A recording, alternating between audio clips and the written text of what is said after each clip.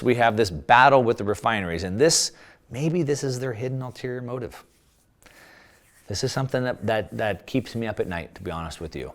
A battle with refineries, all right? So the refineries take the oil and they turn it into gasoline, all right? And now we have a battle. So we have refineries going out of business. Now, at a time when we need prices to go down, there's two ways to get prices to go down.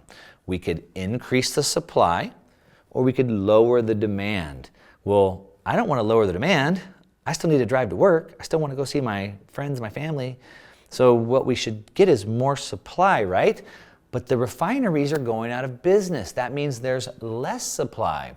Let's take a look at that. So here we have, says, warn that strict regulation under the Biden administration will continue to put pressure on refineries to stay in business. Refineries can't stay in business because of all the regulations that are being put on top of them. Government pressure to wean the country off fossil fuels has made business difficult. Refineries are getting squeezed out of business because of stricter regulations from the Biden administration and the pressure by the government to reduce demand for gasoline. Let me say that again. To reduce demand for gasoline. There's two ways to bring prices down. What are they? One, increase the supply, or two, reduce the demand. We're going to take away the supply, and we're going to, again, reduce the demand for gasoline. Down here, the new reality will impact prices Americans pay at the pump. That is what's happening. Now we can see here, oil refineries shudder amid Biden's hostile fossil fuel policies, adding to pain at the pump, says experts. Now, you might have heard last week, I haven't been talking about this, before we get to that, also there's no new investments. So again, these take time. They could take 20 years to come online. And who's going to invest?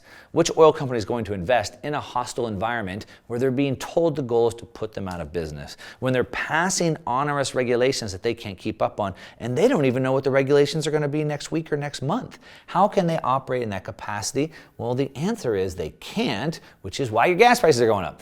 U.S. number of operable, this is the amount of operable refineries in the United States as of January 1st. Here we are over 300. Here we are declining to almost 100. You see that? This is 1985. The amount of refineries that are operating in the United States has been trending down in a very big way. That's operable ones, and this is the ones that are actually operating. Here we are, 1980. Here we are, almost 300, 275-ish, call it, and here we are back almost to 100. That's the amount of refineries that are operating. So we have less refineries making less gasoline, and supply and demand. What happens to the gas? That's right, it goes higher, and it gets even better. And this is where it starts really scary. This is what's keeping me up at night right here. Biden warns, this was last week, Biden warns the big oil gas outputs to put more gasoline out. Biden will warn CEOs of the nation's largest oil companies on Wednesday that he's considering invoking, you're gonna love this, considering invoking emergency powers to boost U.S. refinery output. So he said that he was going to use any and all tools available to him to get the refineries to put out more gas.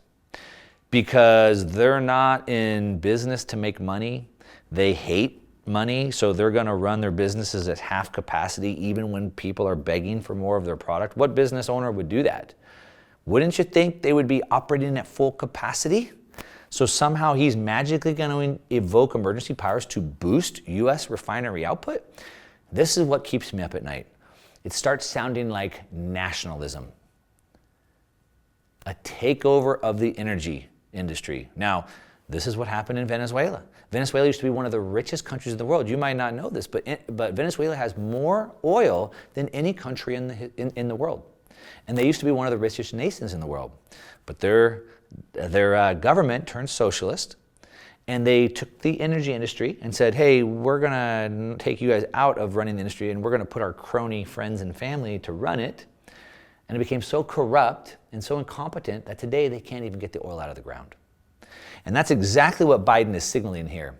hey, I'm going to use any and every tool I have, emergency powers, to boost refinery output because they just don't want to produce it, apparently.